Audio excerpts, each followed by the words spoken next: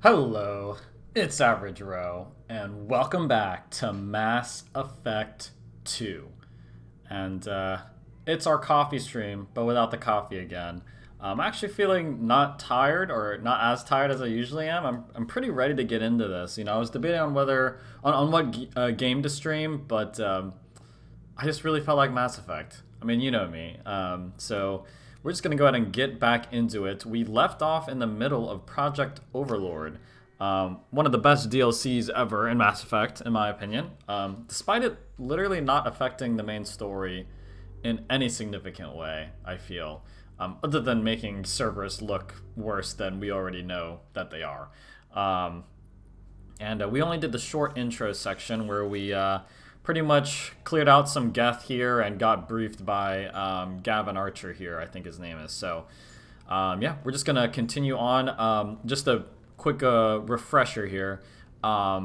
Basically, we have to hit these 3 bases to gain access. Although I thought he... You still need to go to Vulcan and Prometheus stations to overcome. Yeah, I thought there was only 2 bases. Both need to be dealt with. I'm heading out now. The other stations are So we got to go to Vulcan and Prometheus stations where, each one's a little bit different. And we'll be, of course, using the Hammerhead to make our way over there. And just go to a switch in either station, and then we'll gain access to the final area. So it's pretty simple structure to the DLC. And we're just going to go ahead and get to it. Yeah, I was thinking of maybe doing a different game, but I don't know. I didn't like being left in the middle of a big mission. You know what I mean? I was really feeling Mass Effect just because I wanted to get the rest of this good DLC out of the way. And if you see me looking away from my screen, it's because I have a soccer game up on my phone in the background. Just because I like soccer, and it's a decently big game between Arsenal and Manchester City. So I wanted to just keep up with the score. But here, like, already in the first couple seconds, you realize, like, wow, we are really spoiled here. Coming from Mass Effect 1 to here. Just because the environments didn't look anything like... This is some, like, Avatar crap. Like, the blue people Avatar crap. Oh no, my battery's low. Darn. It said it was, like, halfway full, but I guess that was wrong. Up and running. Geographic conditions indicate an aesthetically pleasing view nearby. Organic life forms may wish to take note. Now, there is a side objective for some extra credits and XP, but I've personally never really bothered getting it. I just think it distracts, because again, like, they tried to improve the Mako gameplay, right? And the Mako always had stuff on the side, but, I just didn't find it necessary. Like, here's the side stuff I'm talking about. Like, there's, like, these little caches. An emergency Cerberus data packet has been recovered. Yeah, there's 6 of them. It's just like... Information on Project Overlord that other research I've never really cared for it. But we've made it to Vulcan Station already. One of 2 stations. I forget which one this is. But they're pretty distinct from each other, Vulcan and Prometheus. So, and they're pretty challenging too. This is going to be a tough DLC, especially once we get to the main station. But I'm sure we'll manage. Been taking Jacob, and I'm going to start taking Garrus. I took Jacob and Miranda at the beginning, which is fine, but I forgot that I typically like taking Garrus on this instead, because he does have those tech abilities against the Geth. Yeah, I'm going to save up my points, but I am going to get Overload for Garrus. It's going to come in handy this mission. And yeah, I'm going to save up for level 3 pool for Jacob. And I'm pretty sure our weapons are all good. Yeah, see, here's the thing with Mass Effect 2. They really trimmed down the weapon customization and, progression system, right? Like, literally, Garrus is good for the rest of the game. Like, the Incisor is a fine sniper. It's not the best. Neither is the Collector Assault Rifle. But they're both, they're both steps above the base default weapon in their class. You know what I mean? So, I don't know. They definitely swung the pendulum a little too far the other direction. You know, whereas Mass Effect 1 was just way too tedious. Mass Effect 2 is just like, well, I mean, at least give us something, you know what I mean? But oh well. Okay, so this is a pure Hammerhead station where it's kind of like a fire. It feels like a Firewalker DLC mission where it's kind of like an obstacle course and you gotta shoot some turrets and stuff. So pretty standard. Commander, this is Archer. I advise extreme caution. Vulcan Station is our geothermal. Falling in the lava is obviously instant death, but this is pretty easy. So I predict us to fly through this, literally. Scanning area. Analysis. Venting stations provide adequate velocity to enhance vehicle lift. And as always, there's gonna be some stuff here and there, but you know, we'll manage. And I'm gonna try to get, I'm gonna try to be thorough. But again, the side stuff you find in the Hammerhead is never really that important to get. This is the side stuff though, now that I mention it, yep. Also, I just hate doing this. Just the jostling of it's like really aggravating.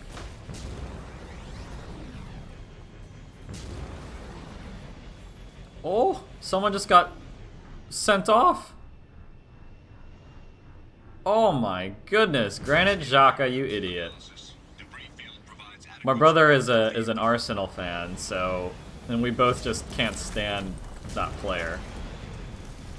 And he is an idiot. Arsenal's already losing 2-0 to Manchester City. And then Xhaka gets freaking sent off. What an idiot. I gotta wait for my boosters. Okay. Oh, so we do have to go in here. That's right. We do get out. I thought it was a... For a second, I thought it was a pure Hammerhead mission. Wait, I think we have to go here. Yeah. Well, that's it for Arsenal. No way they're coming back now, as if we didn't already... Oh, wrong button. As if we didn't already know it. And what seems to be a weekly image. Arsenal fans are vacating the stadium before the game's even over. And it's not even the second half. They're 2 goals down and now a man down, so oh well.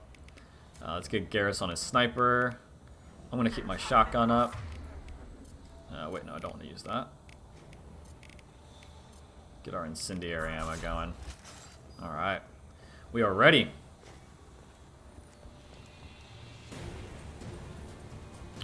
So it's all gonna be mechs. There aren't any organic enemies, if I remember correctly. And yes, they have like the whole, you know, Rogue VI overlay over them, but they're the exact same. They're not stronger or anything like that. I don't believe. This is what we need to continue on with the Mako or Hammerhead. I missed the Mako already. Rest in peace.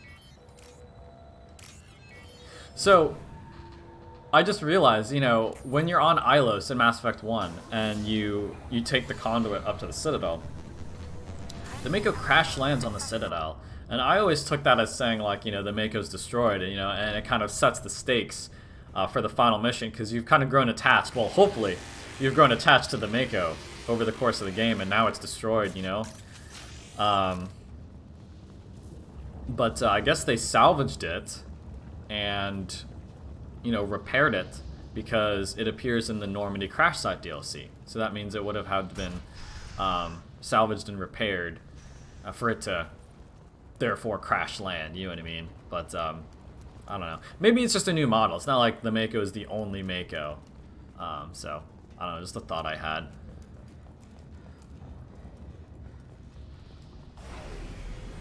Okay, back in action. This thing is now active, which means we can ascend this way. Almost went the wrong way there.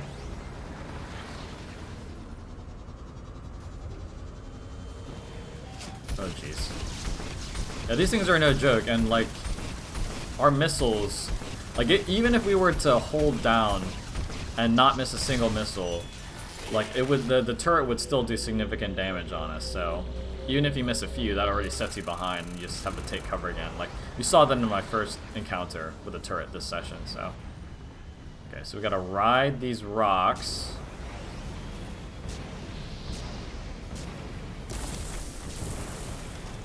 All the way across the lava river. Like, this is cool. You know, I will say, as far as, you know, Mass Effect vehicle missions go. You know what I mean? This is a side thing, I believe. Go over. Yeah.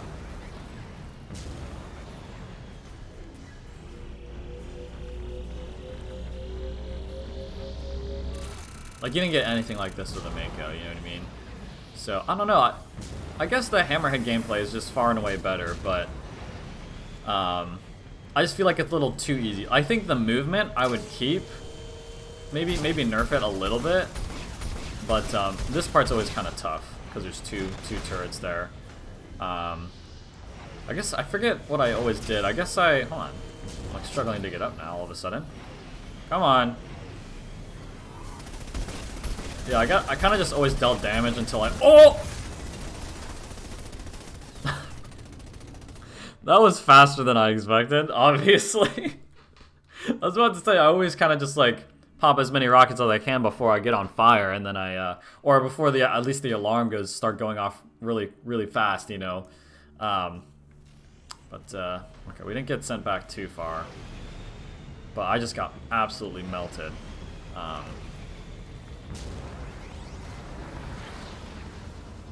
Definitely gonna be a little bit tricky here. I believe you have to kill those things. Oh wait, I debated on just driving past it.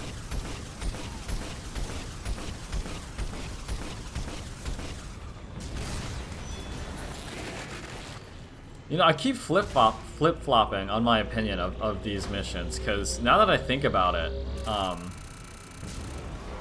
the whole too easy aspect of the Hammerhead missions doesn't really apply on the harder difficulties. You know what I mean?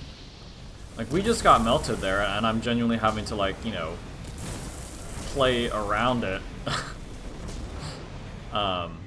So, I don't know, maybe, like, they were going for, like, a whole glass cannon type thing.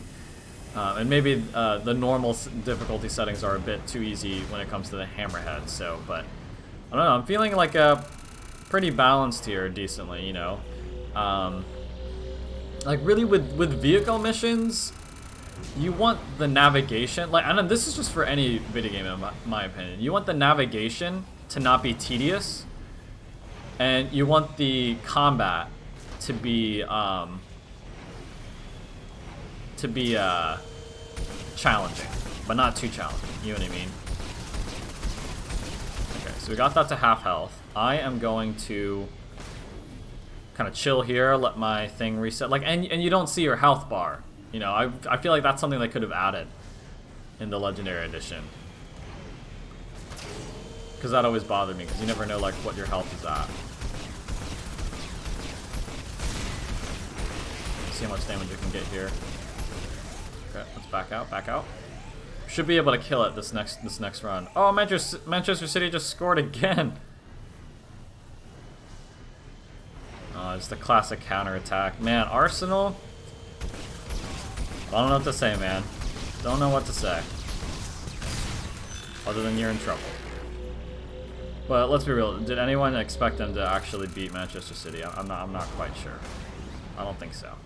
I don't even think Arsenal fans were expecting them to win. So this one we have to go against the grain, I believe. So it's a little bit different than the last one. Should be able to hit like an invisible wall there. Give me a bit of a mini heart attack.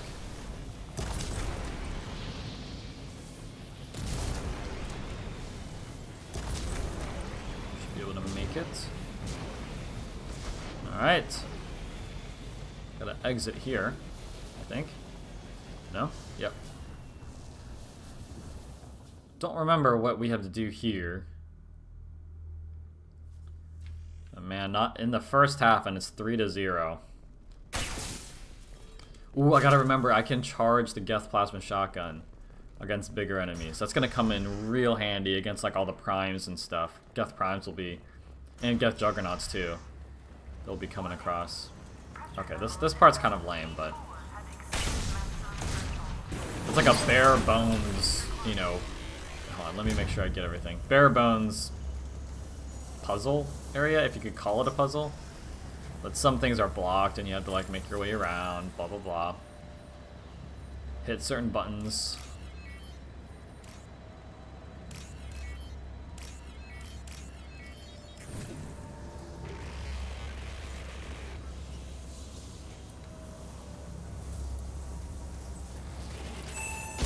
Oh Jesus. They completely telegraphed that too with the sound cue. But I still just got scared. Man, this makes me wish I had face cam when I played through the Dark Pictures anthology, Man of Medan. But I'm thinking of starting the sequel to that in like October. You know, I think that'll be like really fun.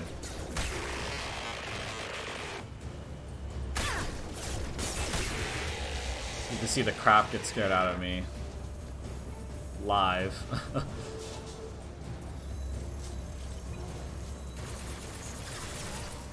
What are we shooting at? Oh, drones.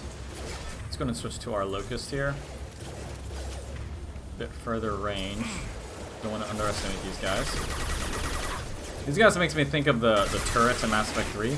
There's that Cerberus enemy, the engineer, I think. They carry around these like really high damage dealing turrets, and you have to make sure you kill them before they get set up.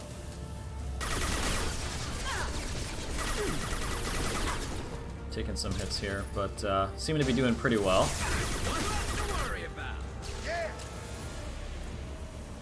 Oh, I could have done that. Could have just got rid of them. That's right. Could have done that here as well. Man, I forgot about that. I don't know. I guess we'll just have to try to remember that next time, or next time I play this game. But it's like one of those things. I can't remember another one that I always forget about. But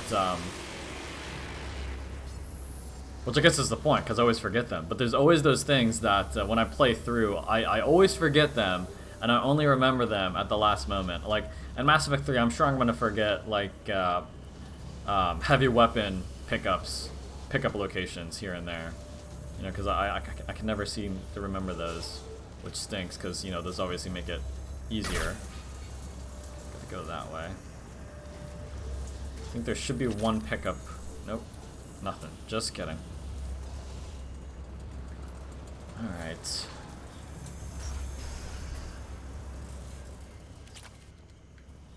It's getting lots of nice money.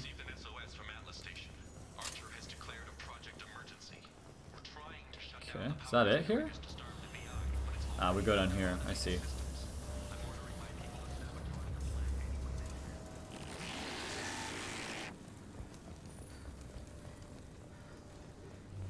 We've been spotted. Oh, here we go. I was like, where the heck are they?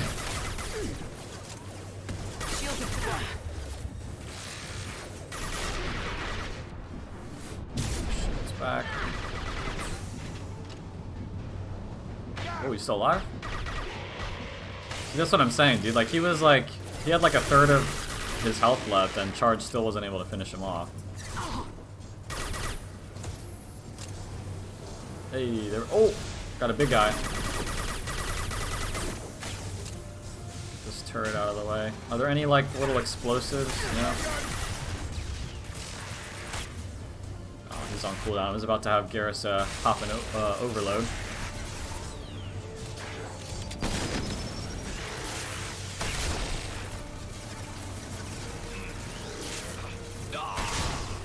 Using my charge shots.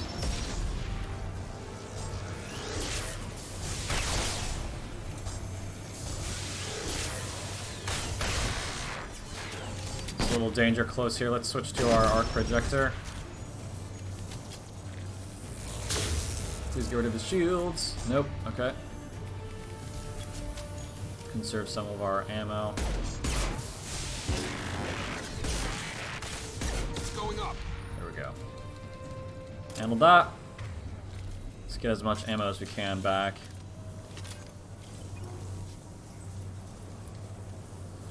Okay, I think that's it for this area.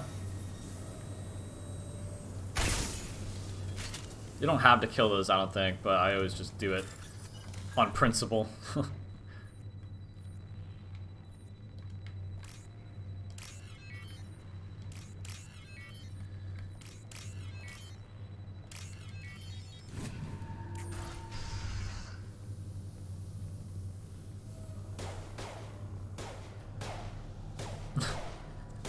This random cutscene. The double take.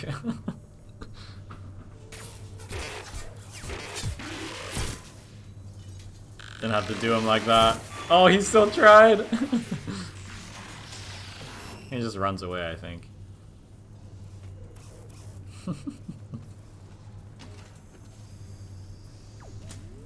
That was like, I don't know, that was a very Ratchet and Clank type little cutscene there. You know, they always have those like those random funny or comedic interactions with enemies and stuff. I hear you, Doctor. We've hit the override at Vulcan Station and are moving on.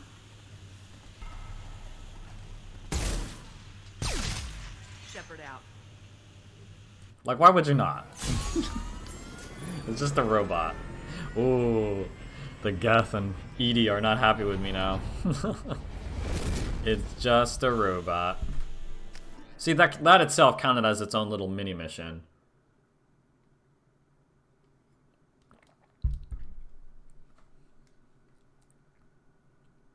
But one station down, gonna head over to Prometheus Station now, I think it's called.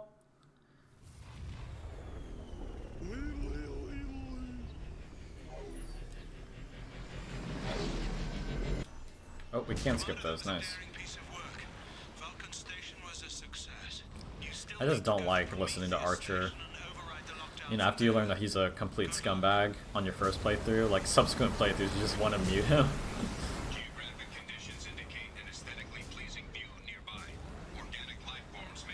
I think it's this way. Nope. I think this is a side area. Pretty sure there's more of those little pickups or whatever. Oh god, what the? When two show up, it's a problem. Because just one, and I'm pretty sure we can manage. You know what I mean? Gonna heal up a little bit. Oh, we can still hit him from here. And I think he can still hit us.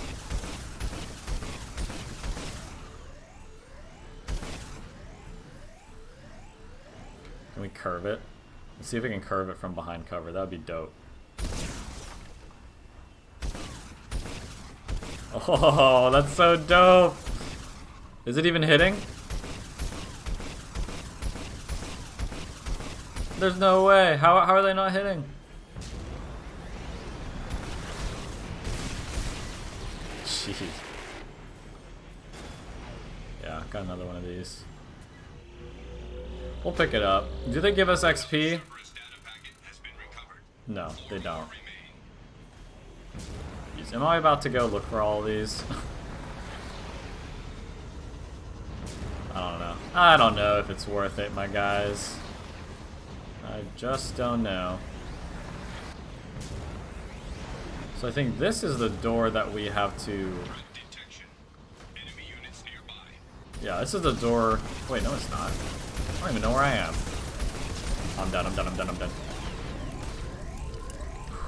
That was close. Look at that. I'm pretty sure we might have like one speck of health left.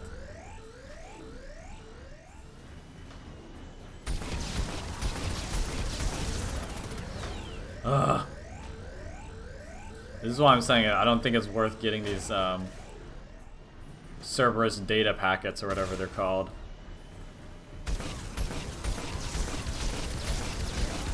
Just die, come on!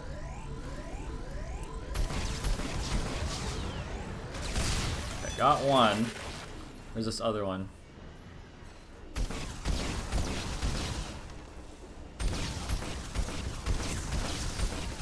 Oh, he's hitting us.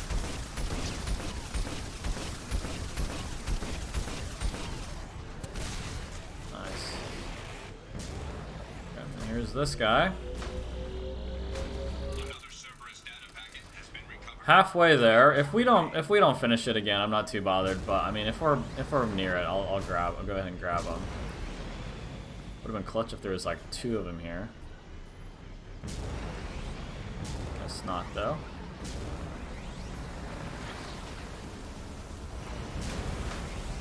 Whoops. Went through the geometry.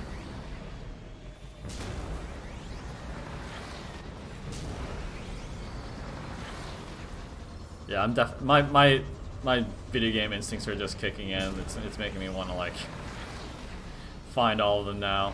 I think I've only found all of them once, and it was a long time ago in one of my earlier playthroughs. So I don't really know where any of them are off the top of my head. I think this is where we go to advance the story after we get this Prometheus station done. Could be wrong. Basically, you just want to go to like any non-linear path, or any path that isn't guarded by these guys. Okay, this one's gonna be tricky, but I do not have cover. Don't want to die though.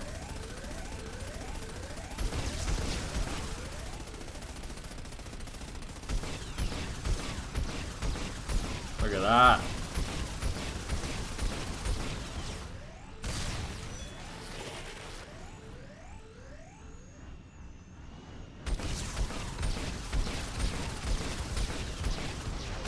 Cool. I thought that one would be one of the tougher ones, but we ended up doing pretty well there. Another Cerberus data packet has been recovered. 2 more remain. Okay, that's it for this area. Whoops.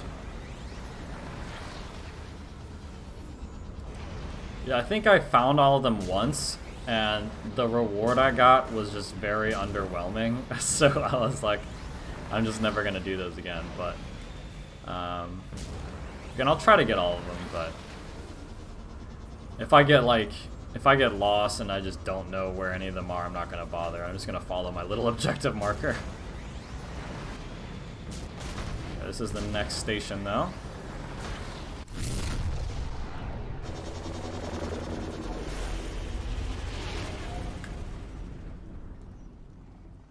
This one, I think, is the scary one. Well, like eerie or creepy one. It's not necessarily scary, but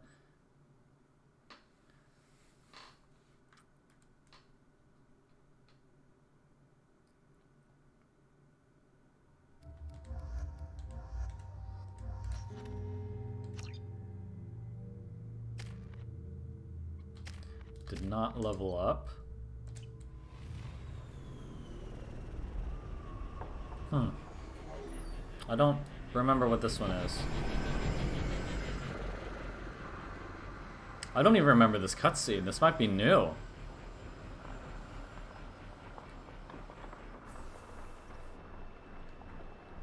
That may have been a new little transition cutscene. Okay, so this is like a mini boss fight. It's pretty straightforward though. So this is like it's a classic the Geth rocket there. Wait, why the hell are we taking damage? What the fuck? That was weird. That was close.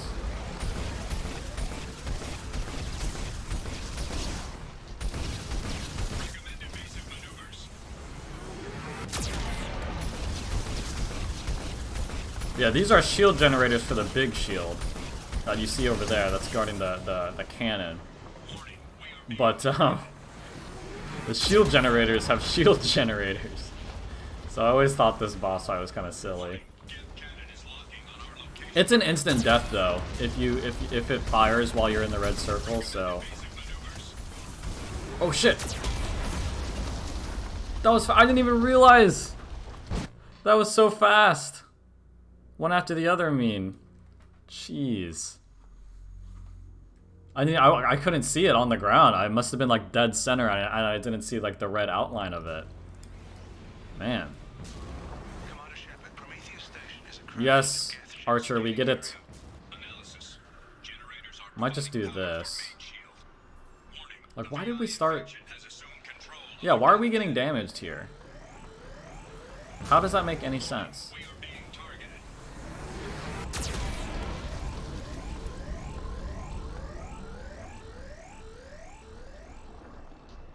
Come on. See, like, that one was like super slow. I feel like the one that killed us was like one after the other. You know what I mean?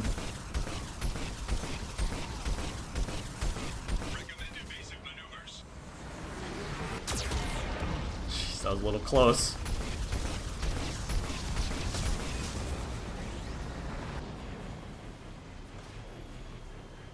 See, like, look how long it's taking. I feel like that one that got us was a bit cheap.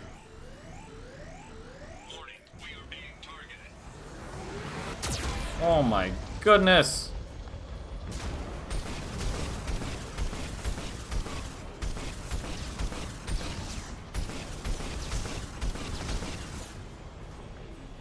Come on.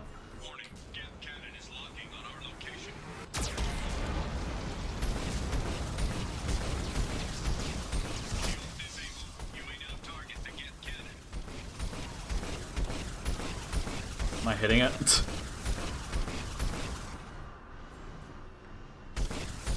Oh, I guess I could have killed it. I was waiting for it to fire again. It just decided not to fire. So yeah, this is the creepy one. Yeah, this one's way harder than the other volcano one for sure. That's all of them.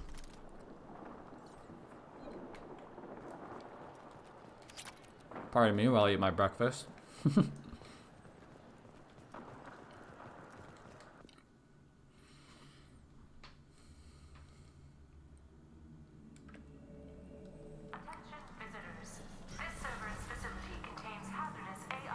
Alright. I mentioned this, when did I mention this? Or reference this mission? Ah, yeah. I think it was in like the first or second episode of Mass Effect 2. We did a side mission where it's kind of like ominous, but nothing happens until you get to the main objective, and then you have to fight your way out. It's a pretty common Mass Effect like side mission setup, and that's essentially what we're dealing with here. Like, it's just supposed to be really creepy, you know. First time playing through, you don't really know what to expect, so you're kind of like on edge the whole time. But you actually just end up walking all the way through to the station switch, you know, that little thing you pull up and twist like we did at the other one. And once you do that, all the Geth wake up. You know, so there's like all these like little they do a good job, to be fair to them, setting up like, you know, the atmosphere. You know, because like doors shut without you looking. There's these ominous Geth, like, you know, noises, subtle noises in the background, all these dead Geth. But you find out that, you know, through these audio logs that they're not dead, they're just dormant. You know, because this server station was trying to, you know, experiment on Geth and see if they could, well, I guess which was the whole point of the Overlord thing. You know, they were trying to control AI and whatnot, so.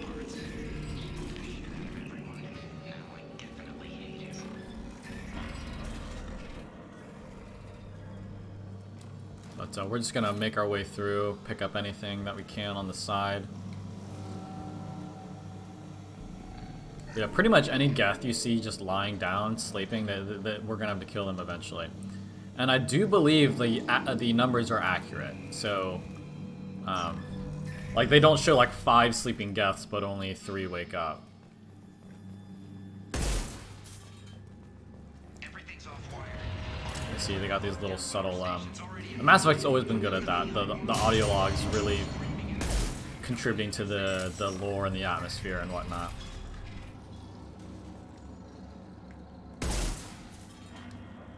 So we made it. Oh wait, no, this is not the final area.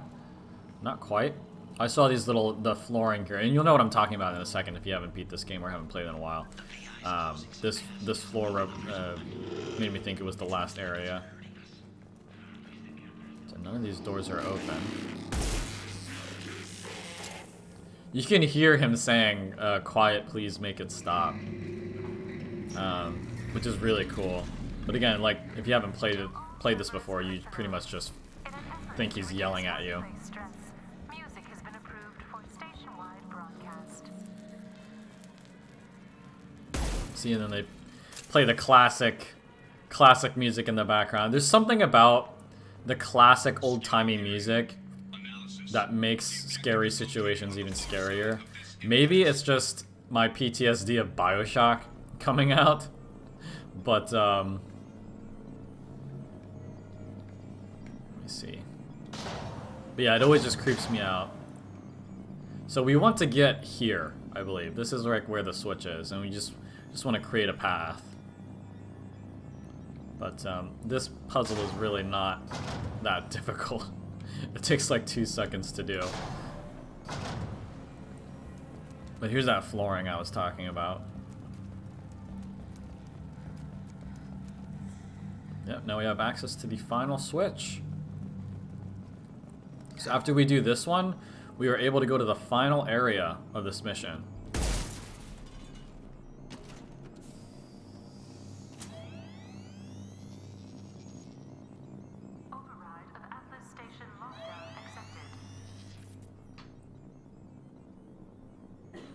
Of course, we're gonna have to fight our way out.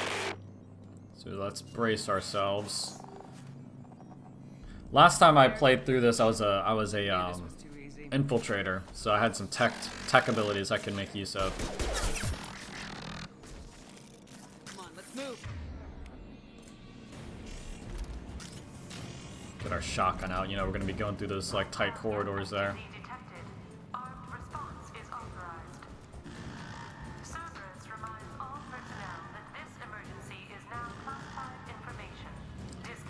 I made sure to pick up all the side stuff too, so that we didn't need to worry about that. Just want to get out of here. I'm going to use my arc ejector on that Geth Prime at the very end to hopefully just shred him and not have to worry about him.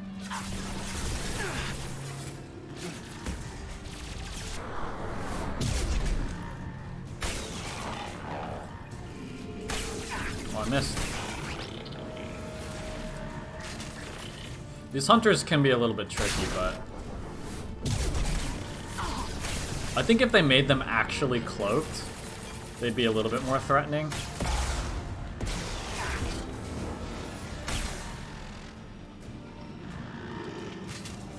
Doing pretty well. Jacob and Garrus are really helping us out here. I thought I saw a health bar. I guess that's up here. Vault! What am I doing wrong? Gotta go this way, I think. Yeah, the vaulting mechanic in Mass Effect 2 was not quite there yet. They definitely improved it in... oh, killed him in one shot. Definitely improved it in Mass Effect 3. Like, Mass Effect 3 definitely has the most fluid gameplay.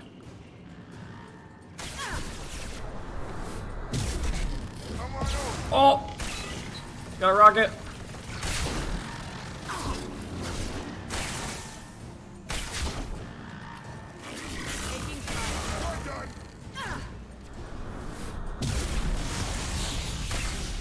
Oh, I think that was Garrus with the concussion shot there.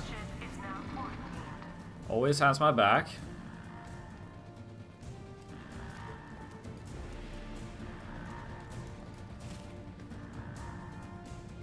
Don't think there's anything over here. Yeah. Just wanted to make sure. Almost out of here though.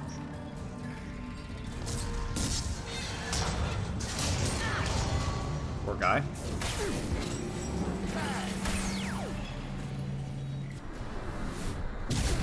May have been done.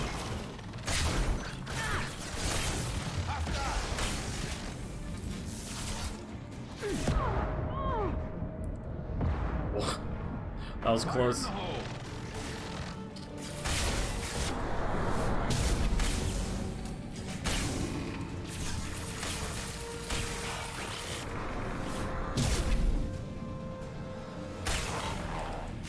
Alright. Our Our biotics are definitely coming in handy despite them being non-organic enemies. Always forget how fun it is to, like, you know, incorporate different biotic moves in your combat, you know, since I play soldier so much, but it's really awesome. Like, non-immersion wise, I think biotic classes are just the best, for sure. And I know that's not necessarily a unique opinion. I feel like a lot of people really like the biotic classes.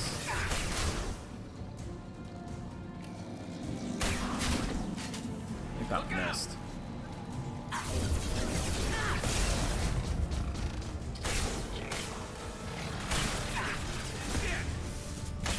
Nice one, Garrus. Oh, we only have one shot left. Let's go ahead and just switch to our Locust.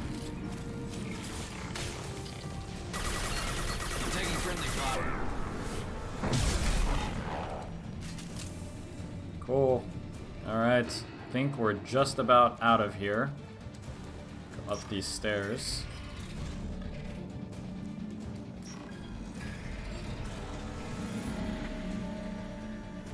Okay. Warning. Gap nodes 20 through 35 are now active. Ooh, 20 through 35. Emergency action required. Okay, yeah. Last area. Got the prime here. Let's get out our arc projector. This is the last stand of the Geth here. Shit. Okay, let's this might be dumb actually. Missed. Okay, melted his shields. That's all I wanted to do there. One more shot and his armor's gonna be going as well, I think. Or at least just about. Yep. Come here.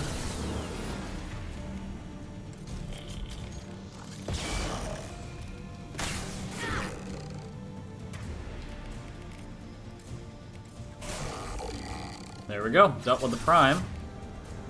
Yeah, let's use Locust now.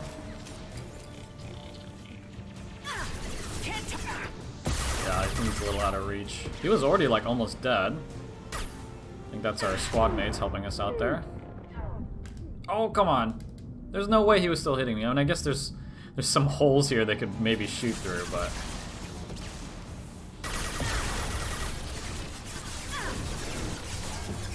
Oh, it wasn't locked on for some reason.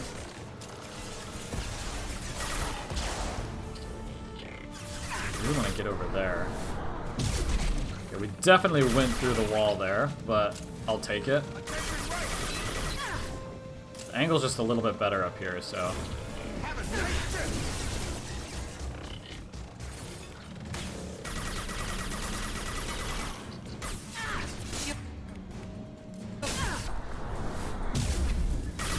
I was banking on that Overload taking care of his shields, but oh, Manchester City scored again! It's now 4-0 to City. Arsenal's down by 4 goals. Let me see this goal here. Oh no, it's not the replay. Man, that's crazy though. I'll check out these highlights. What stinks is that, you know, since the games are in Europe, the time zone difference can be really killer for fans, especially if they, you know, wake up early or stay up late to catch a game only to see their team get smacked 4-0, you know what I mean? Like, I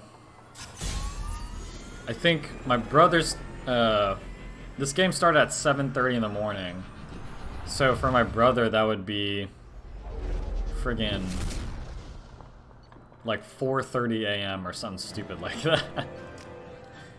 So Matt, I don't think he's watching this game. I hope for his sake he's not.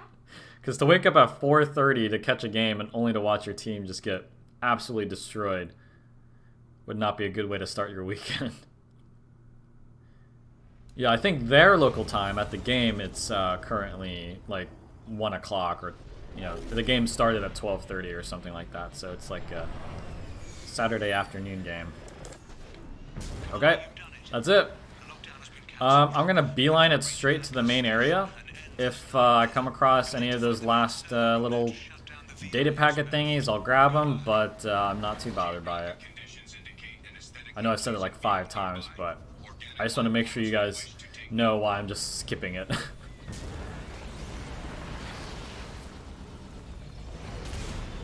Whoops.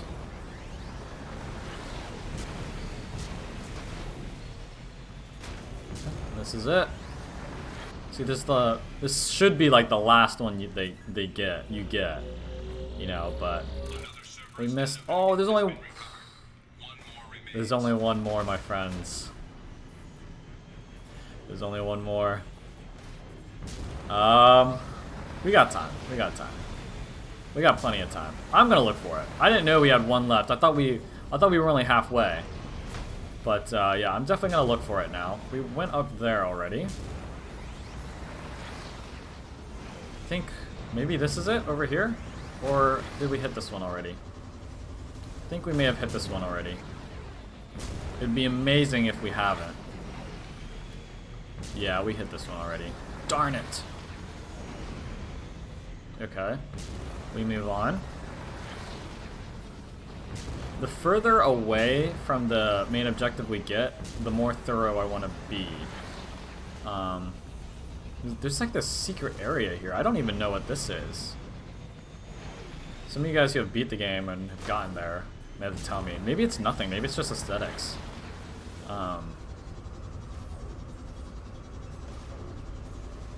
Keep looking here. Yeah, see, I think we got that over there already.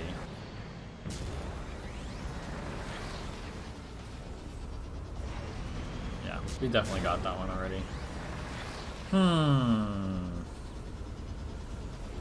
One left, my friends. One left. Yeah, nothing over here.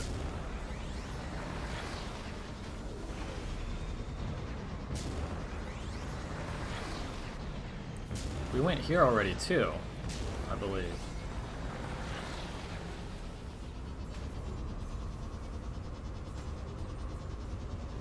Yeah, we were here already. I think we may have missed one near the beginning. I'm gonna keep going backwards here.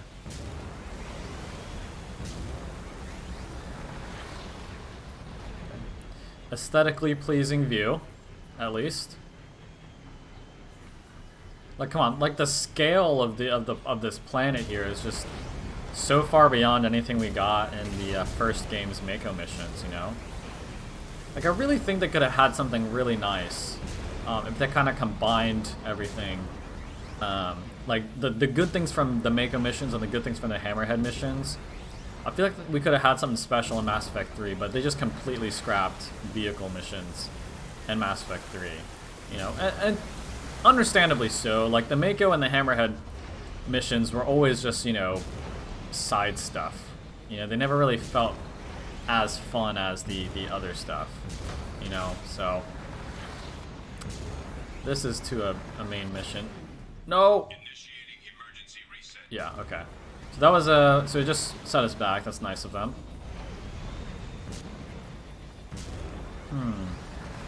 Where is this last one? But no, I feel like if they could have, you know, the vehicle missions were always just not as good. And, you know, and I think they were really going for broke in Mass Effect 3. So I think they were just, oh, it's the last one, nice! I had a feeling I might, oh! They're big mechs! Their missiles are chasing after me! Well, at least we found the last one, this is great. Yeah,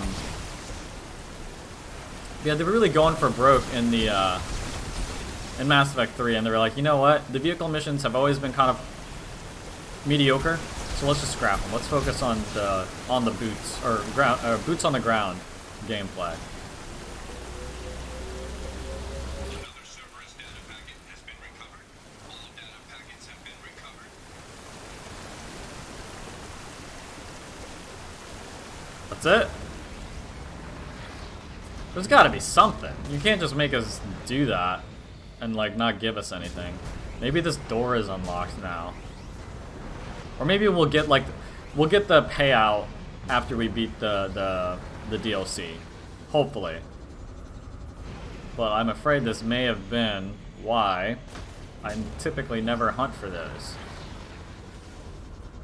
But we'll see. We'll see. I may just be jumping to conclusions. I don't know. If you ask me, like, how to make a good Mass Effect vehicle mission or incorporate it well, I couldn't tell you. I'm not a game designer, you know. But I just feel like there was enough, you know, there was enough good stuff with both the Hammerhead and the Mako that they could have maybe improved it, and you know, because Mass Effect 3 had that trend of, you know, learning the lessons from. This is not where I want to go. You know, taking the good stuff from the sequels and improving it for Mass Effect 3, or the prequels, and improving it for the third entry. You know what I mean? Like the whole weapon customization. Like Mass Effect 1 was too far one way, whereas Mass Effect 2 was too far the other way. And I feel like Mass Effect 3 really hits that sweet spot when it comes to the weapon system. So yeah, I feel like they could have just done that, something like that with the vehicles. But oh well. It's not like I miss it or whatever in Mass Effect 3. Mass Effect 3 is my favorite Mass Effect, so I'm not gonna say this should have had like vehicles and stuff, but I don't know why I keep hitting square there. Man, didn't even level up or anything yet. I think we leveled up pretty early on in this DLC, so we're probably due for an upgrade here. But this is the final part of Overlord, and this is where it really gets going and really flexes its cinematic storytelling and challenging combat and things like that. So pretty excited.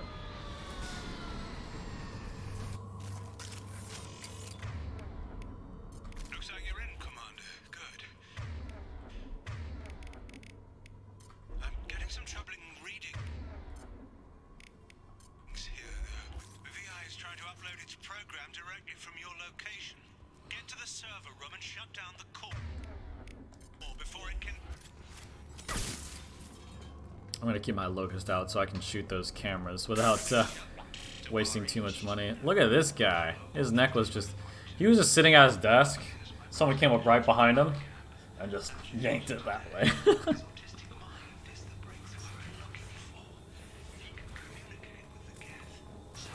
Yeah, so like through the audio logs and stuff, we start to learn about Archer's depravity and what he did to his brother.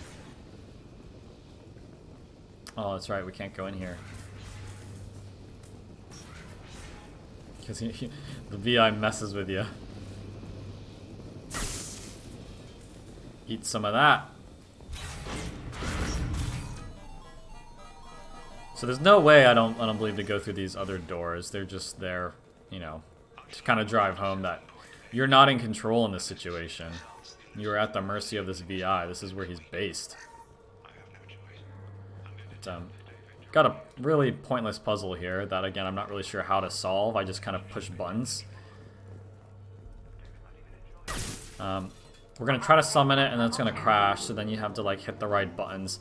The concept is similar to the Pharos puzzle for the gas.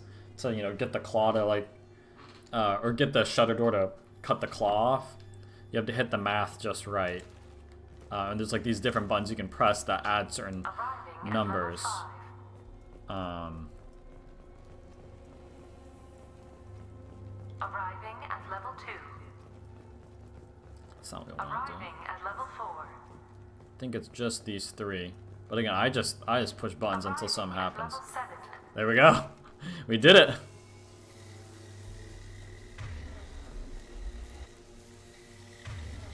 There's just a bunch of Geth come out. Eat flashbang. It doesn't even make like a menacing noise. It's just like a little. Okay, let's start focusing here, because that is a Geth Prime. That's literally what we just fought at the end of that Prometheus station.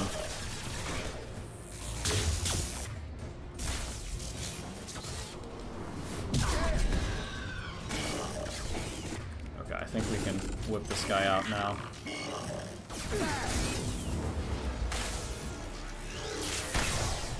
Almost missed there. Alright. Handle that well. Deeper we go. Arriving at level 6.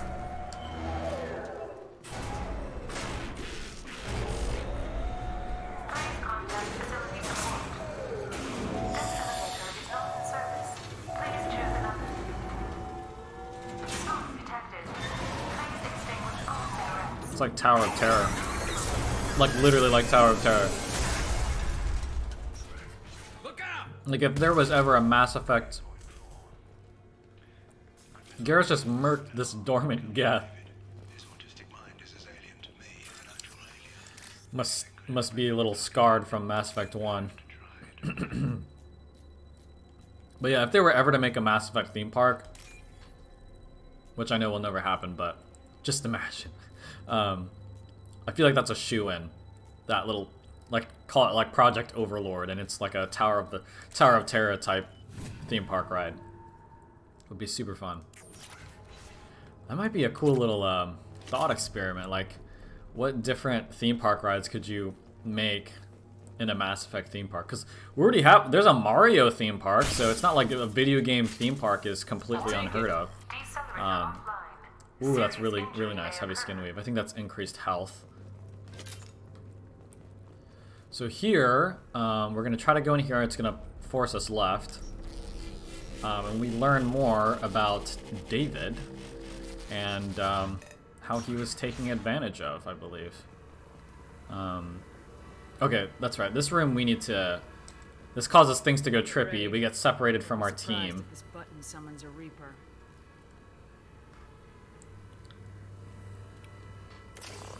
And then we make our way to the exposition room, I guess you could call it.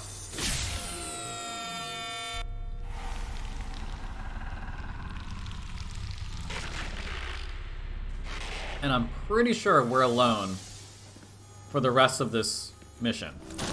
Like, even for the boss fight, I don't think, like, we meet back up with Jacob and Garrus before we fight the final boss, so... Sci-fi horror, by the way. I know this isn't necessarily horror, but it's got like the, you know, creepy, scary elements. Sci-fi horror is my favorite genre of horror movies for sure. Okay. Just make our way. There's gonna be Geth we have to fight, but hopefully we'll do okay. Oh, see, so like the subtitles kind of like start revealing a little bit more, you know?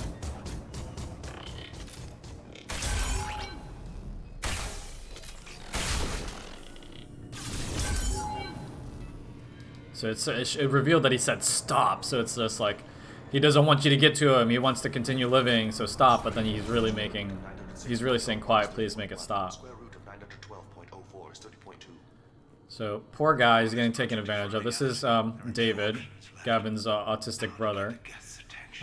He's just ridiculously smart when it comes to like mathematics and stuff, and he can, to the point where he can communicate with the Geth in their own language. Listen to him go. Like, absolutely insane.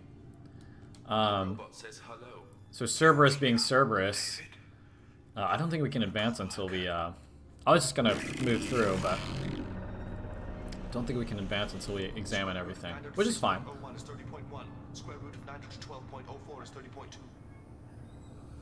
David, can you repeat my notes from Thursday's experiment? Square root of 918.09 is 30.3. David, please pay attention. Loud. It's getting loud in here. Quiet, please make it stop. Would you mind repeating my notes from Thursday's experiment? Log 137.3. The experiment yielded no discernible patterns of Geth obedience. And dictation. Yeah, I guess we're trying to use him to control the Geth, like I mentioned earlier. And how are you feeling today? I just think the atmosphere and world building in this DLC is very good, especially for a non-critical mission. And like, you know, Shadow Broker, the Shadow Broker DLC, you almost expect it to be that good because it centers around a Mass Effect 1 squad mate, you know what I mean, that you don't have in Mass Effect 2. So even with like Arrival involving the Reapers, you know what I mean? Arrival has to do with the Reapers and stuff, so that obviously has to be good. But with like Overlord, it's like, for me, it's like in the middle between just a basic side mission and a full-blown DLC, story DLC like Leviathan, Omega, Shadow Broker. So for a, you know, like this stuff, it's completely, they could have conveyed this in a codex entry, just what happened here, you know, but they really fleshed it out and really made you like get invested in like what exactly happened here, you know.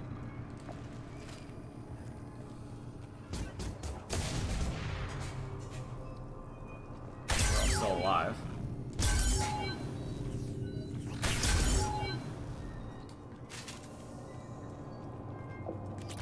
This is very reminiscent of that Legion, or yeah, mission with Legion on Rannoch. It's like Geth, I forget what it's called, but you go into like the Geth Collective and stuff. It's really cool. See, and then you're like, whoa, wait, make it stop? What? You know, and they only reveal that to you after you have those little flashbacks of him, of the brothers and whatnot. So they do a really good job of kind of like telling the story at the right pace. You know what I mean? Like they did not need to go this hard with Overlord. Just like just because I mentioned, it really just being a non-critical story, it doesn't really influence the main story in any way. Very minimally. They did not need to go this hard, but they did, and I appreciate it because it's fantastic DLC.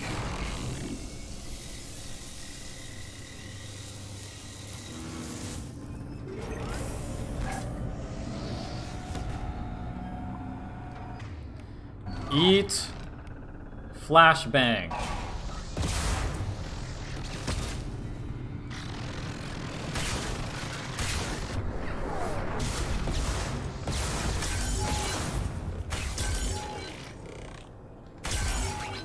Man, the Geth plasma shotgun is just destroying him. But this is the final fight, so let's just go down. I might use the Locust the entire time, but we'll see. We'll see how we do. Square root of 906.01 is 30.1. Square root of 912.04 is 30.2. That's him. You can see him. We're ready. Open a connection to the Geth network.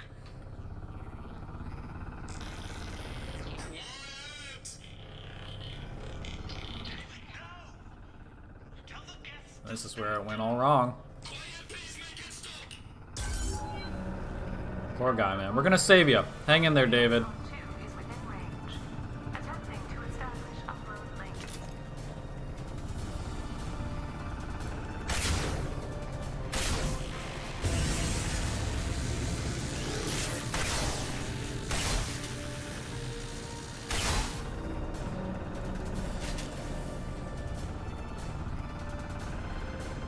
Just gotta kill these nodes when they come out.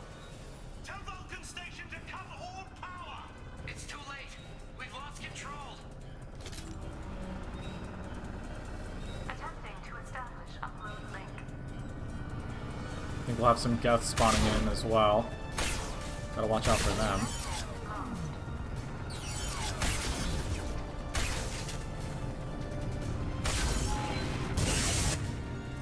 Let's see if we can get off a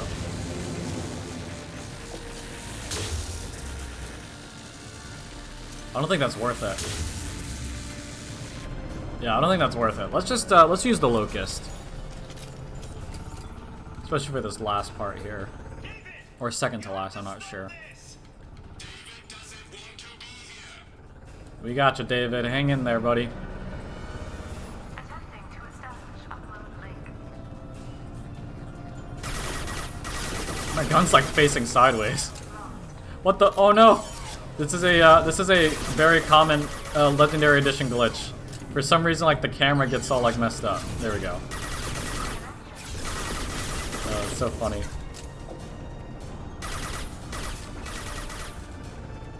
Get these guys first. Because they're the only thing that pose a threat to me here.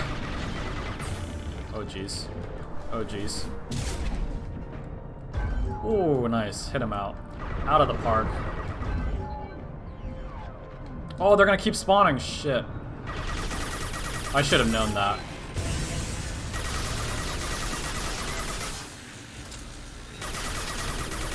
Oh my goodness. This is getting tough. Oh, they just gave us heavy weapon ammo. That was kind of them. Attempting to establish upload link. Connection Okay. Now I know to just get rid of these things as fast as possible. Connection lost.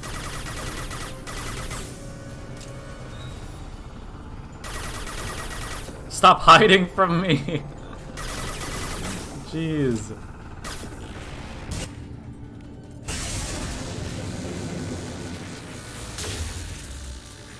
Boom. We did it! And that's Overlord DLC, guys.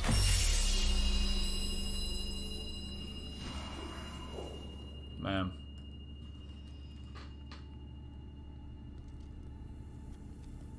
So fucked up, man. So fucked up. Now, how could you do this to your own brother, man? Make it stop. Especially one you know has autism and Wait! is just trying to live his life. I'm begging you. Don't do anything rash. Rash? Like forcing your own brother into an Yeah, and he has the gall to tell us not to do I anything know how rash. this Like, will shut go, but up, I man. never intended any harm to come to him. You must believe me. It's not like I planned Were you saying this. that when you hooked him up to these pipes and shit? Seeing David communicate with the Geth, it all seemed harmless. And before you knew it, you were running your own private hell. Oh, I that had no soundtrack choice. is so good. The demands were incredible. The elusive man doesn't broker failure. Any war we fight with the Geth will be bloody. Look I at was that asked through to his find a way to arms. avoid that. Fuck off, man. And how many have already died for this project? More souls than will ever forgive me. But I won't apologize for radical ideas. I should shoot you now, man. Spares a million mothers mourning the loss of a million sons. My conscience will rest easy. Look at him. Your brother would never be the same. The damage may not be permanent. Oh my I god. might recover some semblance Fucking of his crying, mind. man. Cerberus will never leave him alone. Your brother will always be a lab rat. You're a well cared for lab rat. Oh, At least he'd still be alive. what the fuck is wrong with you? But a well cared for, or a well cared for slave. Like, come So on. you'll sacrifice your brother's happiness for your own ambition.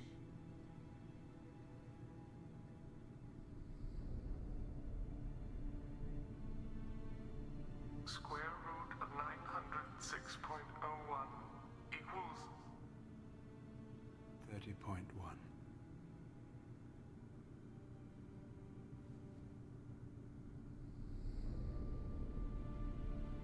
What I've done to David is unethical. If he dies, it's unforgivable. Let me take care of him. Please. quiet. Please. They didn't have to go this hard, guys. They didn't have to go this hard. The voice acting, the soundtrack, it's crazy. I've seen enough of your cruelty to know he'll never be free from it here. I'm taking him away. No, leave him! He's too valuable! Pretty sure you kill him if you don't do a Paragon interrupt there. You even think about coming after your brother, and this bullet will be waiting for you. Then we'll see who's valuable. Where will you take him? Grissom Academy. They can help special cases. Good old like Grissom. minus the torture. Joker, contact the Academy and let them know we've got someone who needs their help. Aye, aye, Commander. The elusive man can fire me if he doesn't like it. Square root of 912.04 is 30.2. It all seemed harmless. Square root of 912.04 is 30.2. It all seemed harmless. Square root of 912.04 is 30.2. Jeez. It all seemed harmless. Wow. Freaking love that DLC. It's so good. So good, my guys. So good. The Grissom Academy is where David will be, and coincidentally, it's also where we see him next in Mass Effect 3 when we meet up with Jack again, if she survives the suicide mission. Jack becomes a teacher there. Commander, you've received a new message at your private terminal. Corporal Tombs. What is that? Oh yeah, that's the guy from the Mass Effect 1 side mission where he kind of goes insane and starts like killing all these Cerberus scientists and whatnot. Because they were torturing him and stuff. So here he's like, what the hell, dude? You told me you were gonna take him down. Now you're joining him, you know?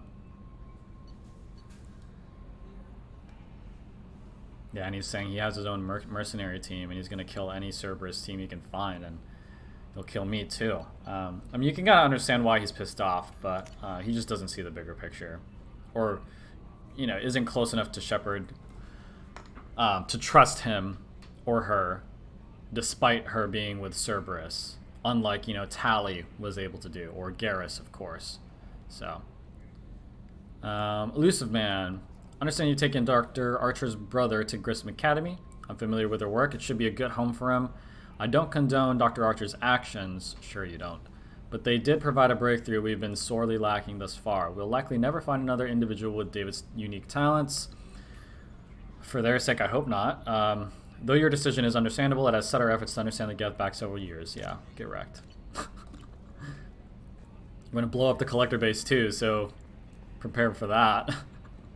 Let's go ahead and make our rounds here. Well, actually, we still have some time here. I might, I mentioned in the last session that there's only one side mission to do, one non-DLC side mission to do before our first priority mission, Priority Horizon, the end of Act 1. So I might, since we have time, all I was planning on doing was Overlord. I didn't really know how long it would take me. But let's just go ahead and get that out of the way, because why not? So that next session, we can pretty much just focus on recruitment stuff. Because we have about 30 minutes. I don't think that's quite enough time to do last couple of missions here. So let's just go ahead and get this out of the way.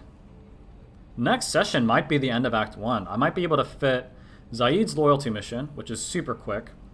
Grunt's recruitment mission, which is a little bit longer, and then maybe all of Horizon. Maybe we'll see. And it'll only be possible to do that if we get this last mission out of the way, or this last non-DLC side mission. I mean, it's called the MSV Estevanico. Fancy name. I think I spelled it right. Okay. So this you only find, I don't think you unlock this by, yeah, it's one of those missions you can only find by just scanning a random planet, so let's go ahead and head over there. I'll hold off on making my rounds here until the very end, but I will check out the research station, see if we can get any of that, those upgrades we found.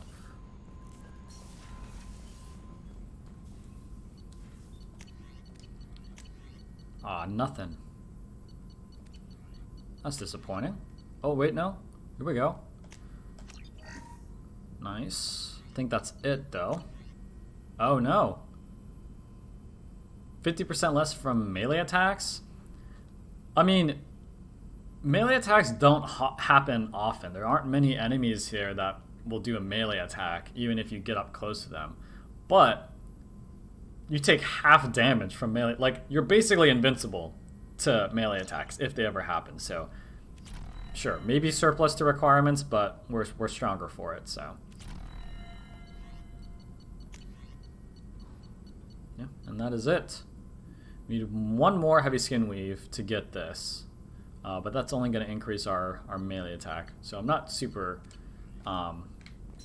looking forward to that one or anticipating that one.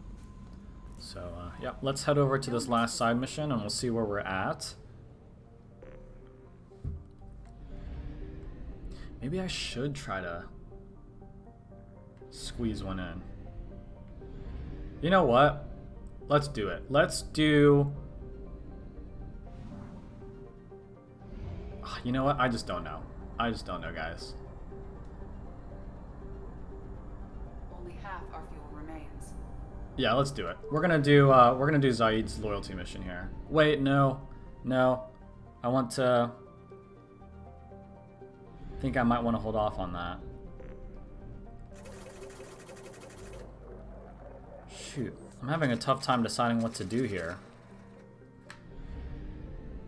Because like part of me is like, you know, we still have the time. But then the other part's like, if we do the Zaids now, what if like next session we don't have anything to do? But I mean, I guess we could always move on, right? Let me see something. I'm gonna look up like the mission lengths or whatever.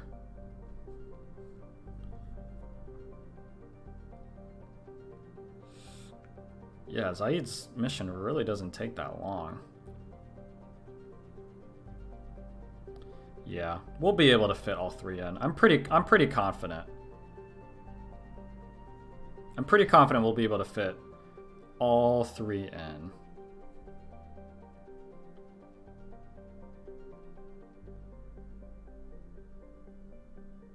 Yeah. Yeah, the Grunt's recruitment mission and Zaid's loyalty mission will take around 15 or so minutes, I would say. And then Horizon is not going to take, you know, it's not like it's an hour long. You know what I mean?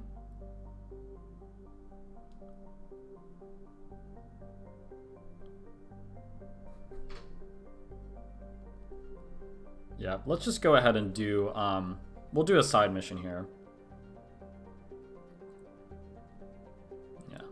Yeah, Horizon's a bit longer. It's kind of like on the 20, 25, 30 minute range. So depending if you don't die. So let's just go ahead and, oh, I just closed out my guide. We'll go ahead and just do a side mission and, you know, see where we're at that point. We could fit in one of the two missions before priority, probably, but, you know, I'm not super bothered by it. I gotta go here. Secure smuggled cargo. I think that's the one Arya might have given us, if I remember correctly. Might have to check my journal, but let's just focus on this one first. Hourglass and the Ploetari system. Yeah, so next session is going to be action-packed, my guys. Action-packed. I'm pretty sure the Hourglass Nebula is real, too. Like, you know, like the Hubble Space Telescope has taken pictures of it. So that's pretty cool. Don't know which planet we have to go to. Zenithu. Yeah, gonna get a lot of good resources here, which is a bit overdue, so gotta replenish. I mean, if you look at our numbers, we're doing pretty good. Doing really good. Like I said, you really don't need to be ultra thorough with planet scanning to just, you know, to have enough to get what you need.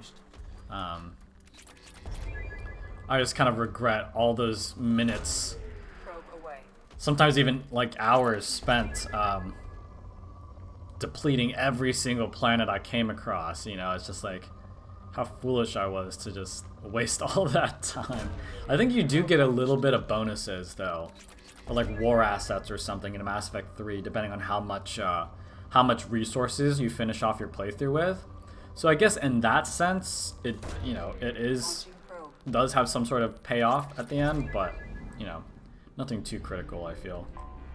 But like recently, you know, with the Legendary Edition out, a lot of people on like the Mass Effect Reddit have been posting like the ridiculous amount of war assets they've gotten, like 8,000 plus war assets, which is just absolutely crazy and unnecessary. Like, you don't need that much. But to get that high, you have to be that thorough, like scanning every planet in Mass Effect 2, you know, and just it's crazy. So let's keep scanning this though. Launching probe.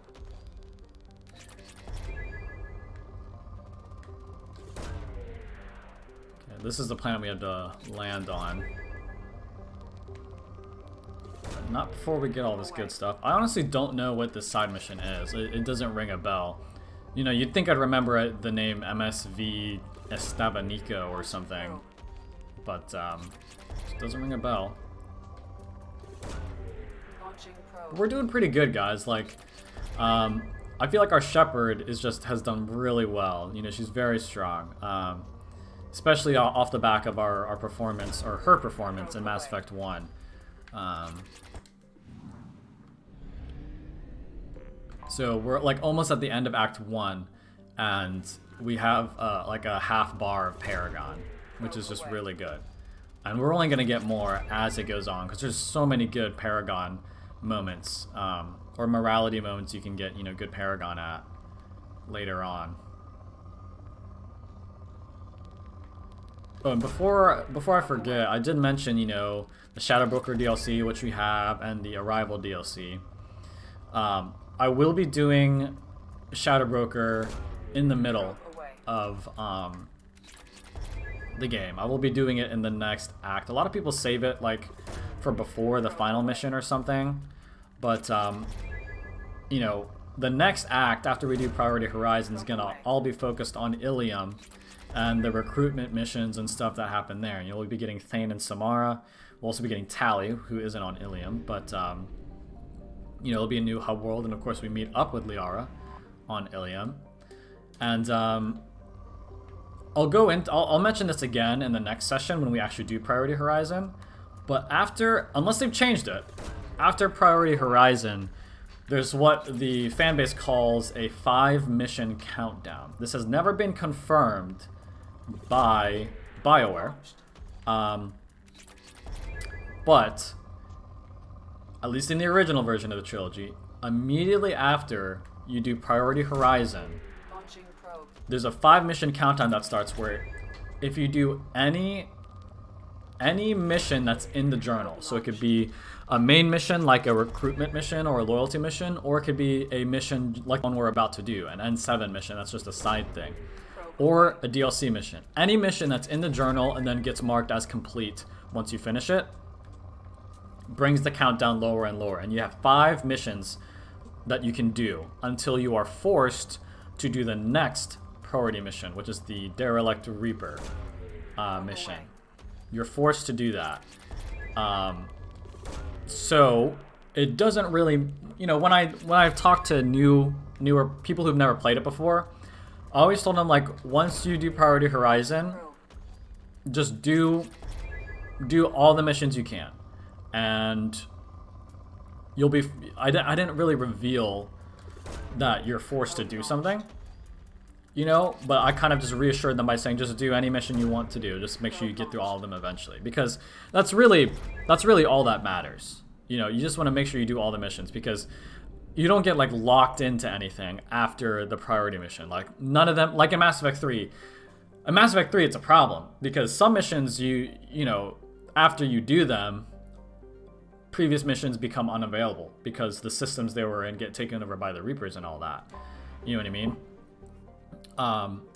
But in Mass Effect 2, it doesn't really matter. Like, once you get forced into the Derelict Reaper mission, you can pick up right where you left off after doing it. So, but for me, I always kind of, you know, try to organize it so I'm not just doing all this boring stuff in between the 2 priority missions. You know, I want to get some good stuff in before we have to go there. To the Derelict Reaper, I mean. And then after that, I also want to have good stuff in between the Derelict Reaper and then the IFF. So, and I bring all that up because I think of I mentioned the Shadow Broker DLC. I will be doing the Shadow Broker DLC as one of my 5 missions before the Derelict Reaper mission. Okay, I'm not even gonna lie. I don't know. I don't think I've ever done this mission before. I don't think I've ever done this mission before. Disturbing the wreck could cause it to become unbalanced and fall over the cliff's edge. Well, what the heck do I do? I have literally never done this. This isn't I may have done this earlier and I just forgot about it. Like, I have legitimately never done this before. So more blind content for you all. I think we gotta go this way. I don't know the mechanics. Like, we're we've somehow landed on a ship that's wrecked and like tipping over without tipping it over. So that's fun. But there's no vaulting system. So how are we supposed to make it across? Like Mass Effect 3, you know, you have like the vaulting, you can like jump across, right? But they don't have that in this game. So what the heck are we supposed to do? I'd be a hypocrite if I whip out my guide and just like look up what to do. Like we can't go down here. You know, because I always say on blind missions, just don't use a guide. Only use them on subsequent playthroughs. But wait, hold on. That might clue us in. Okay, so it looks like we might have to follow this pathway here. Oh, here we go. Here we go. Now we're getting somewhere. I don't know if we have to like not run or something or what, but there's multiple paths as well. Something blinking over there. Okay, this is interesting. This is really interesting. I wonder if there's going to be any combat. There very well might not be. I wonder if you can fail this mission. That would be something. I'm gonna get over there. Where is this even going? That does not seem safe. Yeah, this didn't even lead to anything. So maybe it's kind of like, it's got kind of like a maze element to it here. Ooh, what if there's like a mechanic where like as soon as you start the mission there's a timer and you have to beat it before the timer runs out? Like it's a hidden thing. I don't think they would be that cruel though.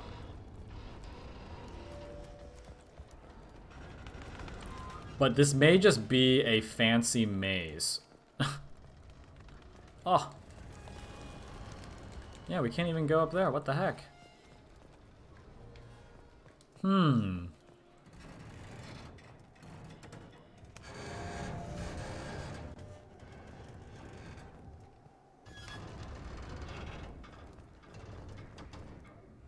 I have a feeling we may have missed something down there.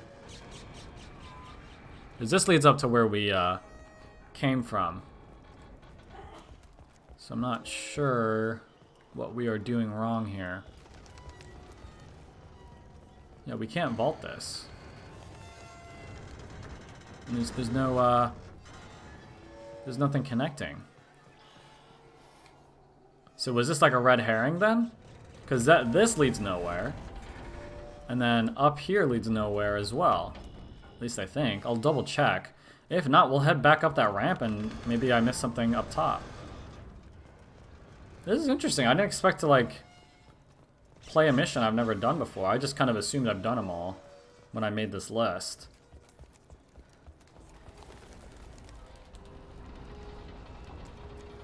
I may have to just look up what to do.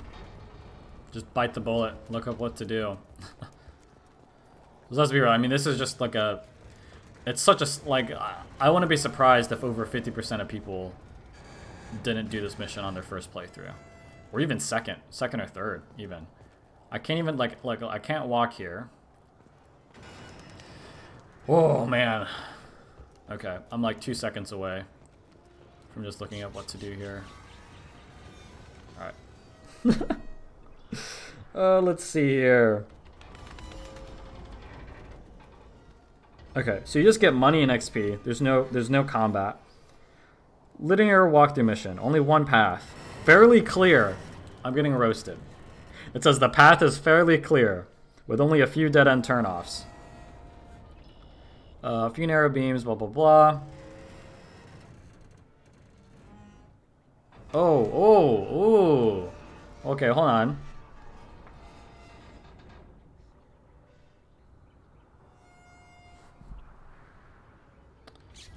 Okay, so it looks like we need to shoot something.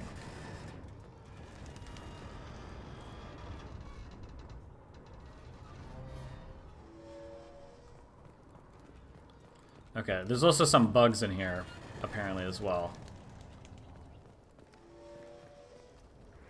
Let's go up here. We have to shoot a panel. I didn't look up exactly where it is. But I'm going to keep my eye out for anything we can shoot down.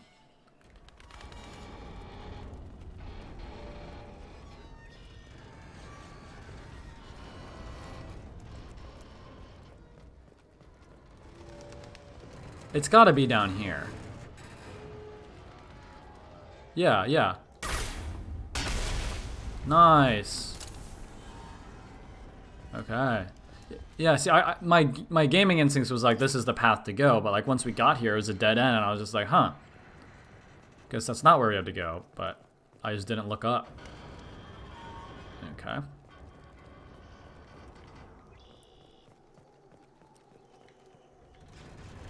We gotta go up here.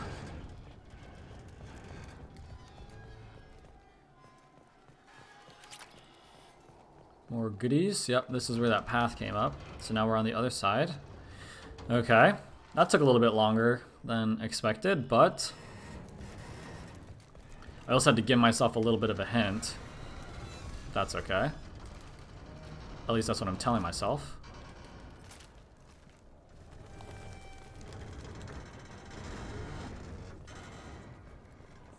Try to see if there's anything over here. Doesn't look like it though.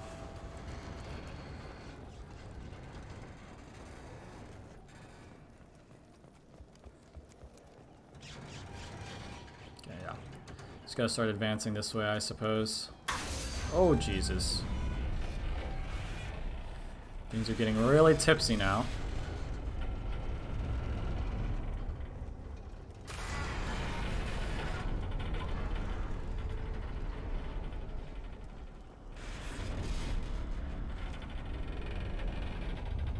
Just gotta make our way around. Yeah, I'm starting to see the more linearity of this now. Now, what is that? It's like a beacon or something. Oh, goodness. There's gotta be something down here. Oh, wait, I have a feeling we're gonna like set it off or something. Jeez. Huh. This is pretty cool, actually. There's nothing else like this. No other setting like this. Like a tilting ship. Come on.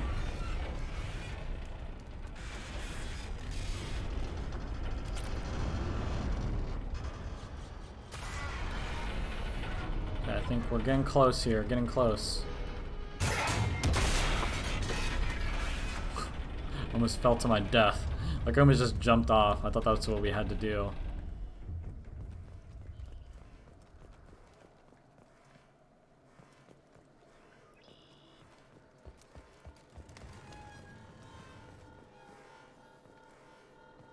Okay. I was just making sure that we didn't need to go up that way. There's that resources. Okay, I think that's it. Should be here. Hopefully.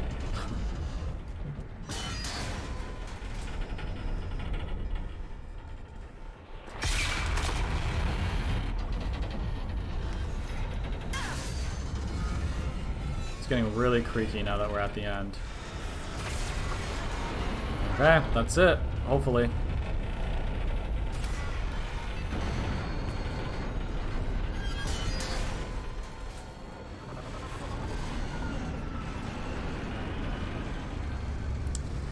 I gotta say,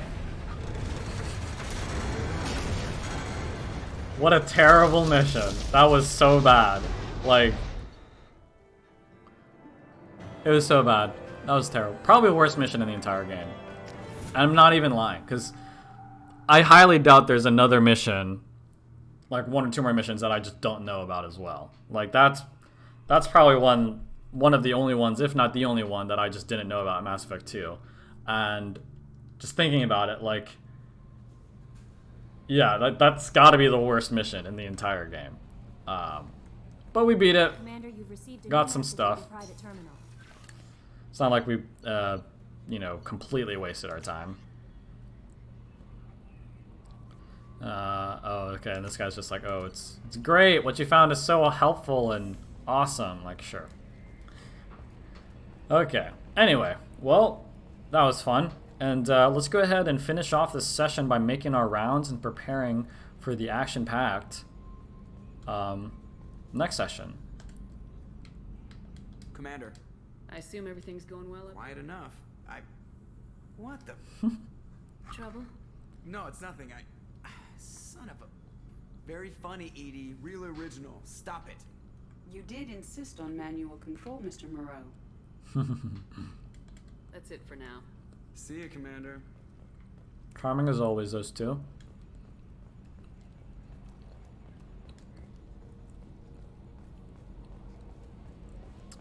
Yeah, so next session we're looking at Zaid's loyalty mission, Grunt's recruitment mission, Commander, and Priority Horizon. So lots of stuff going on there. I'm more interested. ready? I'm not big on force. Commander. Yeah, we've only done side stuff, so I'm not sure any of these guys are gonna have anything to say. Shepard, how can... Later. Anything else? I'll let you work. We'll be here if you need me. Definitely once we do Horizon, like after Priority Horizon, that's when the loyalty missions start flowing in. No messages. Depending on who you have. So, let's talk to Kelly. I want progress my automatic fish feeder quest. Kasumi is an interesting addition to the crew. I can see why she's good at her work. She never reveals anything meaningful about herself. It's all on the surface. It'll be a challenge getting to know who she really is. Anyway, what's up? Is there anything I should know? Anything else, Commander? Do you have a moment I to always talk? have time for you, Commander. Okay, maybe we'll talk later. I hope I'm doing that right. I really want my fish feeder.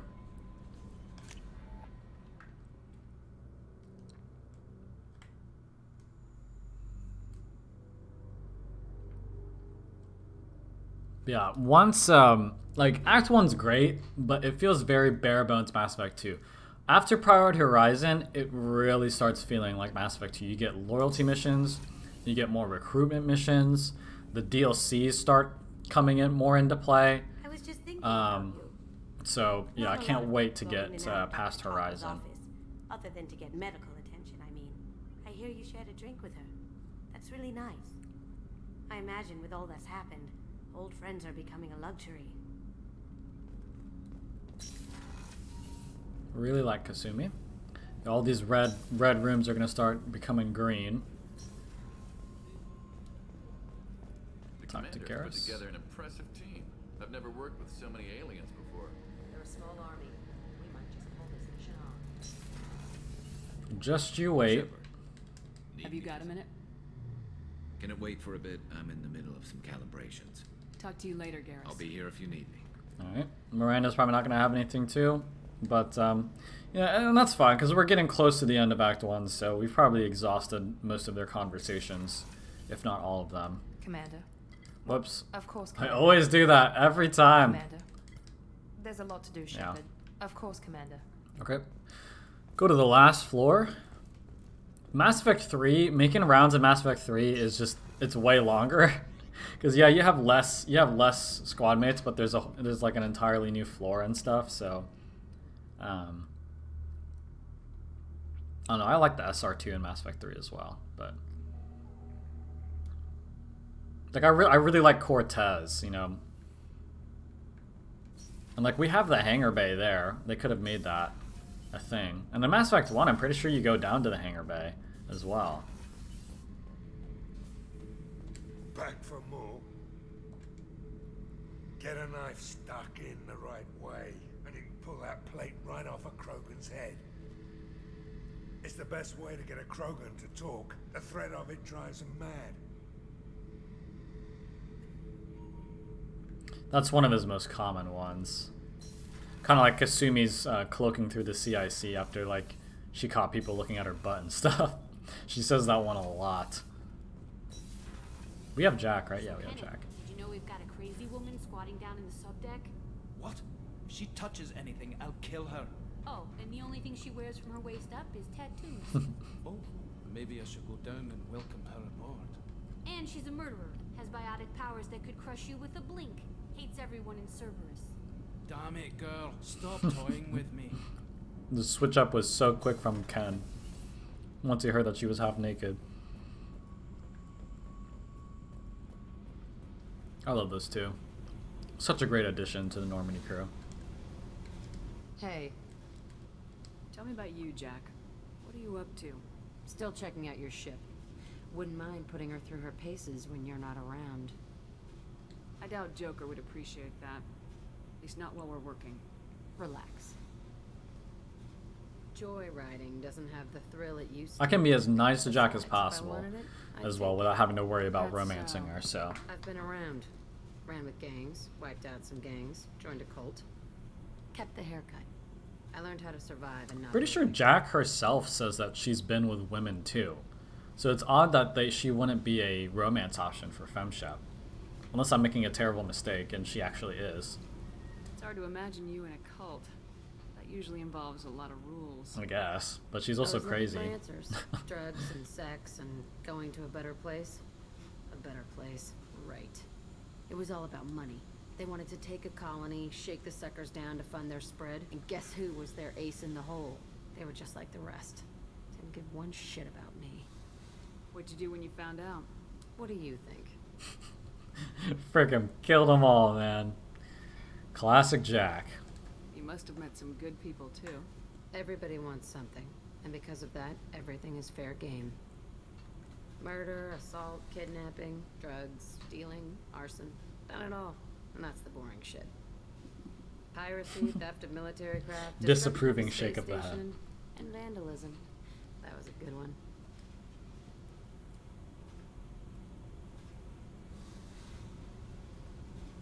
You were a pirate, too? Ties in with the kidnapping.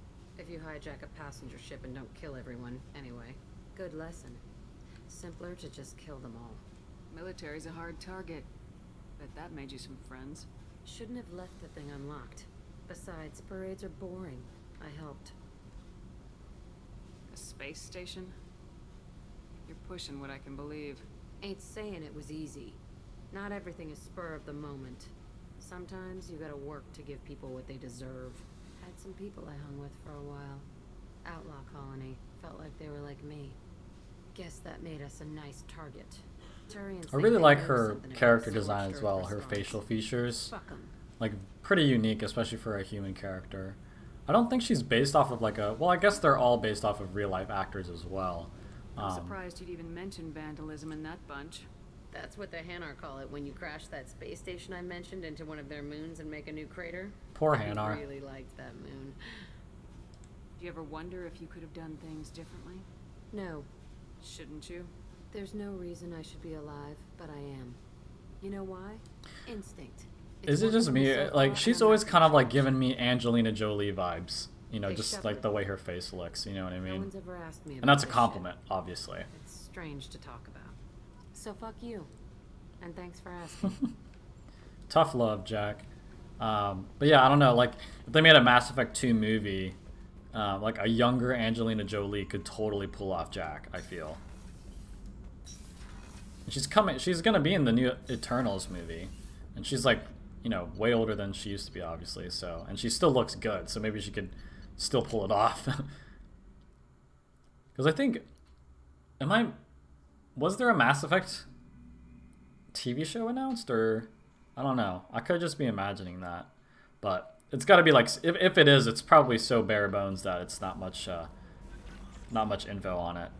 But, okay, that is all that we have. Did we level up at all? We did. Let's go. Ultra powerful charge now. Heavy charge or area charge? Okay, 6-second recharge time. Not terrible. Same range. Okay, heavy charge does more damage. And it gives you 100% of maximum shields back, right? Okay, area charge does not have a area of effect. Or heavy charge does not have an area of effect. Area charge does, but it's only 3 meters, and you have 250 less newtons of force and 25%, I don't know, heavy charge. Come on. Come on, guys. Come on. Like, that's what we have Shockwave for. That's our, like, AoE crowd control type ability. You know, heavy charge is just, it's the way to go. You get maximum shields back, 1,000 newtons of force, And, you know, and it's on a 6-second cooldown. Like, come on, man. Oh, look, we got a little bit of Renegade because of our little Renegade action of shooting the drone, but I'm not too bothered by it. But, yeah, I think that is going to be it from me today. Let's go ahead and pop this save while I do my outro here. Lots of good work done. We finished Project Overlord, an amazing DLC, had lots of fun doing it again, and we happened to do a mission I've never done before. I don't think we'll be saying that too much in this in the playthrough of the Legendary Edition trilogy, so that was cool. But next session, we are gonna be doing lots of good story stuff. Zaid Loyalty Mission, Grunt Recruitment Mission, and Priority Horizon, where we will face off against the Collectors for the very first time, and meet up with a certain Ashley Williams. So, got a lot to look forward to. We're doing lots of good work. Our FemShep is super badass, really powerful. Really enjoying Mass Effect 2, as always. You know, and the Legendary Edition is just making it better. Completely better. So, yeah. That's going to be it for me, guys. Thank you all for tuning in. If you enjoyed what you saw, please consider following my Twitch channel and subscribing to my YouTube channel. And again, this video session will be going up on my YouTube channel in the next few days. So if you missed it live, you can check it out there. And yeah, that's all I got. Until next time, peace.